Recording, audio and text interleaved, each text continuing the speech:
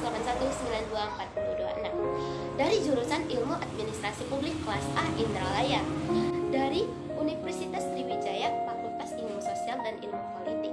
Di sini saya akan mengerjakan tugas teori organisasi tentang menganalisis SWOT tentang diri saya sendiri. Saksikan ya. Dadah. Baik, saya akan menjelaskan analisis SWOT terlebih dahulu. Analisis SWOT adalah sebuah cara, alat, dan metode sistematik untuk mengidentifikasi faktor-faktor dan menggambarkan situasi yang sedang atau mungkin akan dihadapi oleh organisasi atau perusahaan yang digunakan sebagai perencanaan strategis dalam memaksimalkan faktor dari dalam atau internal, yaitu kekuatan dan peluang, serta secara bersamaan dapat meminimalkan faktor dari luar atau eksternal, yaitu kelemahan dan ancaman. Analisis SWOT juga terbagi atas beberapa komponen. Yang pertama, strength atau adalah situasi atau kondisi kekuatan organisasi atau program pada saat ini. 2. Weakness adalah situasi atau kondisi kelemahan dari organisasi atau program pada saat ini. Yang ketiga, opportunity adalah situasi atau kondisi peluang yang berasal dari luar organisasi. Yang terakhir, threat adalah situasi ancaman bagi organisasi yang datang dari luar organisasi dan dapat mengancam eksistensi organisasi pada masa depan. Oke, baiklah. Di sini saya akan menjelaskan analisis SWOT terhadap diri saya sendiri. Yang pertama itu ada kekuatan.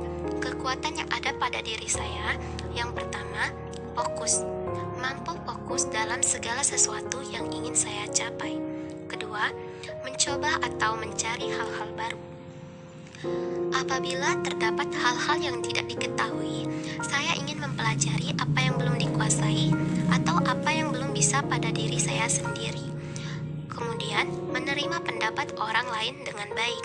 Ketika sedang mengadakan diskusi atau musyawarah besar, saya menerima pendapat-pendapat dari rekan kerja saya. Kemudian, ada kelemahan. Kelemahan yang ada pada diri saya, yang pertama, nervous, pemalu atau gugup apabila di depan orang banyak atau orang yang belum saya kenal. Kedua, itu pelupa. Ketiga, kurang menguasai bahasa.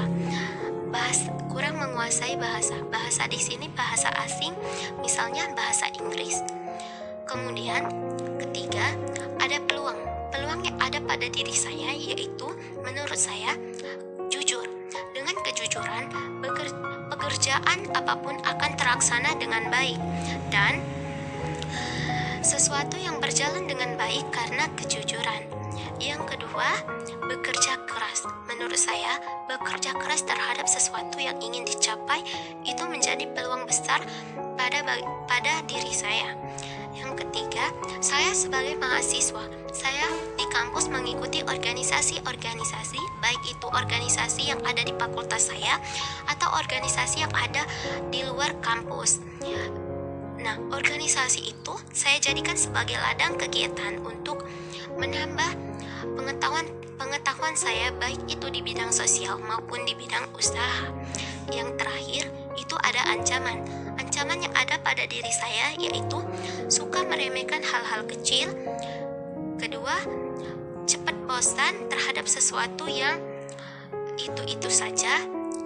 Ketiga, malas. Malas di sini saya lebih senang mengerjakan deadline tugas ataupun mengejar deadline. Karena menurut saya jika dikerjakan secara tergesa-gesa itu menimbulkan tantangan atau hal yang baru untuk saya. Dari analisis SWOT tersebut terdapat juga matriks SWOT-nya. Matriks SWOT-nya antara lain SO atau kekuatan dan peluang. Pertama, terus belajar dengan giat dan tekun agar semua hal yang ditargetkan tercapai.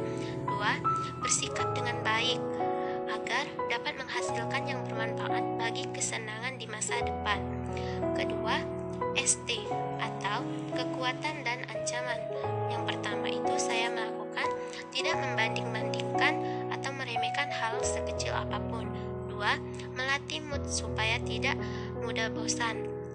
Terakhir, mencari sesuatu agar menumbuhkan rasa semangat. Kemudian, WO atau kelemahan dan peluang.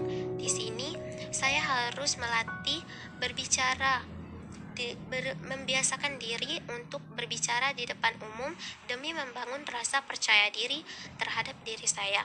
Yang kedua, mencatat sesuatu yang penting di buku catatan agar jika lupa bisa melihat dan mengingatnya kembali.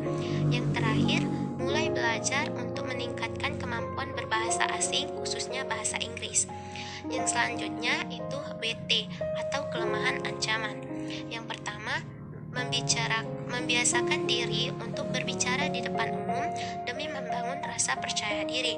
Kedua, mencatat sesuatu yang penting di buku catatan agar jika lupa bisa mengingat dan melihatnya kembali. Ketiga, mulai belajar untuk meningkatkan kemampuan berbahasa, khususnya bahasa Inggris. Kemudian, tidak membandingkan atau meremehkan hal-hal kecil apapun.